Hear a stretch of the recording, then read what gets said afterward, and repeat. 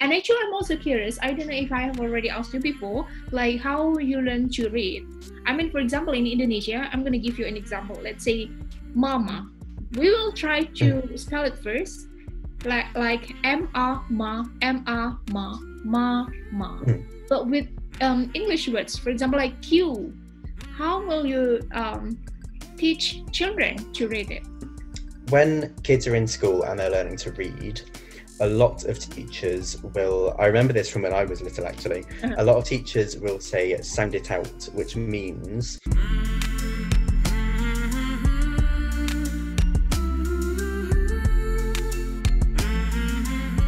what's the secret? This is about secret. To know or to be able to speak English in a short period of time. The secret. Can you tell the secret? Oof, in a short period of time. Yeah. It's funny. I think online I see a lot of videos on YouTube who are like the titles are like how I learned Spanish in 2 weeks or how I learned Chinese in a month. And but I don't believe them.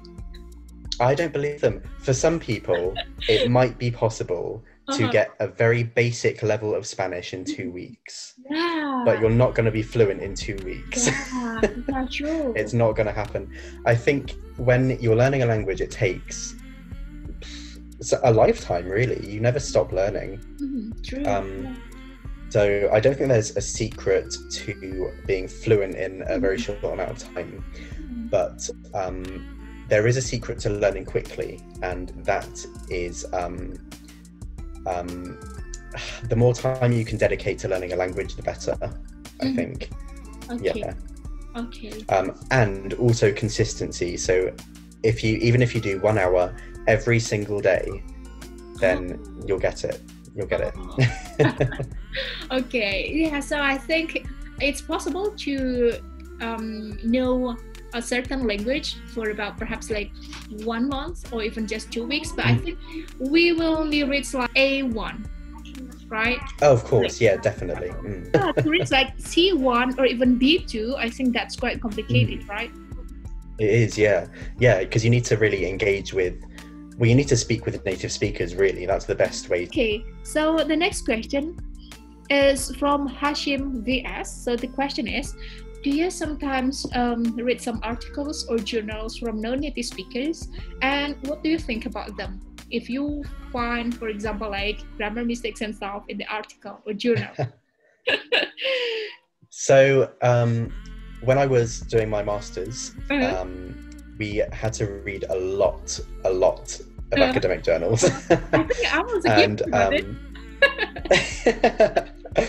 And I think because it's linguistics, I think quite a lot of the articles were written by non-native English speakers, and occasionally you might come across a grammar mistake, but it's not. I don't think it's a big deal if you understand what the writer is trying to say. Then a tiny grammar mistake is not a problem. Yeah. It would be a big problem if you didn't understand the text at all. Yeah. But it's fine. And I think mostly perhaps for articles, right? Yeah, because articles I think are quite challenging. I mean, if it's like preposition, we can still find, like, Google it or something. But when it comes to articles, I think that's also quite complicated. Just like when you told the students that we never use the with college, for example, at college, just at college, right? Yeah. I mean, that's quite difficult. I mean, to understand the context or the rules. I think articles are really funny because if people use articles in their native language, then they pretty much understand how to convert that to English. But if they don't have any articles in their native language, it's so difficult to understand when to use which one. So that's one of the hardest parts of learning English, I think, is the articles. This is quite interesting as well from Maker Myra. So the question is, like, generally speaking, do Brits have second language? No. I think the UK is probably one of the most monolingual countries in the world. Well, that's not true. So Britain is made up of lots of different cultures of people. So people from different cultures will be multilingual. I know we have a lot of Polish people in the UK, we have a lot of Indian people in the UK, a lot of Chinese people in the UK, so obviously they are multilingual. But British-born people do not have to learn a second language because everybody speaks English. So it's rare to find somebody who was born in the UK who also speaks a second language. So yeah. I think for some Scottish perhaps, because sometimes they also say that, oh, my first language is actually not English, but my first language is like Celtic. Yeah, so perhaps so if you I guess England-born English people are more monolingual, So you do have Scottish people who can speak Scottish, you have Irish people who can speak Irish, Welsh people can speak Welsh. So I think English people, it's the English people are the least multilingual, English, okay. But you also speak some languages, right? So that's good. Yeah. I think it's important to have a second language because everybody else in the world has to do it. Why shouldn't we?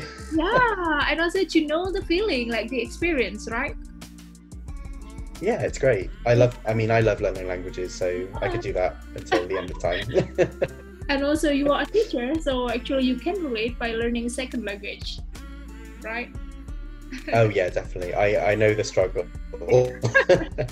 About British accent, so sometimes you don't really pronounce the word R, right? Is that you really remove totally, or you just pronounce it but not that clearly? We pronounce it sometimes and sometimes we don't. So if it's at the beginning of a word, we'll pronounce it. If it's at the end of a word, we won't. If it's in the middle of a word, we will. And if it's at the end of a word but between vowels, then we will. Okay. So like, for example, the word ruler, you will, if it's only like the ruler, then you will pronounce it the ruler. But if you mention like is, then the ruler is, right? The ruler is. That's right, yeah. So we'll say ruler, but if we'll say the ruler is on the table, so yeah. This person asked about the daily life in England or in the UK, like how it looks like.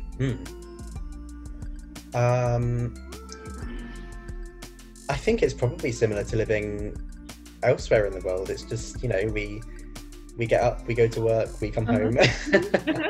What time do you usually wake up in the UK, like people in general? Oh, so it definitely differs between people. So if people have a day off in the UK, they really like to stay in bed for as long as they can. So sometimes midday, sometimes later. But I like to be up really early, so I like to be up certainly by 7 or 8 a.m. You're a morning person. And I think I'm definitely a morning person. I just like being awake really. I like being able to watch the sunrise. But we'll wake up, we'll go downstairs, we'll get a cup of tea. Wow, that's good. Do you also have afternoon tea? Like normal British? Oh yeah, we have cups of tea all throughout the day. 10 p.m, make a cup of tea. Okay. I think it's funny if anything could happen and we'd make a cup of tea. Like if on the news something terrible happened, we'd be like, okay, let's make a cup of tea. And then we just sit down. Yeah, it's just a way to like relax and just take in the day. This is from IM_OD1. The question is quite unique, and also I think this is very important, especially for English language learners. So could you please give me some tips how not to be nervous when speaking in front of so many people? And because sometimes like this guy just suddenly feels down when it comes to speaking in front of people. I used to be terrified of doing presentations, but the more you do them, the easier it becomes. And I think you've just got to remember that everybody in the audience is probably thinking about themselves or what their presentation is going to be like, or what they are stressed about, or anything like that. So you know, it doesn't matter, you know, like you can just, Yeah. it's like you're talking to yourself, or you can pretend that everybody else doesn't exist and you can just talk to yourself and it's fine. Okay. Yeah, That's what I do. I just pretend that nobody else is there and I'm just in a room by myself practicing my presentation. Oh. Okay, next. This is quite interesting as well. So basically, I know some people are quite nervous when it comes to speaking to foreigners, especially like native speakers, because they think that, oh, perhaps native speakers will get mad because we make so many mistakes, for example. So basically the question is how to talk to a native speaker so that they will not get mad because of our mistakes. I mean, to be honest, I don't think you'll encounter a person in the UK who's going to get angry because you're making mistakes. I think as long as you're, as long as you want to say, as long as what you want to say is clear and we can understand, despite any mistakes that you might make, then we're perfectly happy to talk to you. It's totally fine. You can make as many mistakes as you want. Yeah, we're not going to get angry with you. Okay. I certainly won't. Like sometimes perhaps some people will like cringe due to the mistakes, or you think that they will just feel okay? I think maybe this is a bit optimistic, I don't know. I think people will be perfectly fine. Okay, next. This is quite difficult, I guess. Quite tricky question. So from Brand_1285, the question is why the word one is pronounced with w? Because you know the beginning is o, so you also have on, but you pronounce it on. So when it comes to one, why don't you pronounce it like oni? Why it's w? O becomes w sound. That is a very, very difficult question.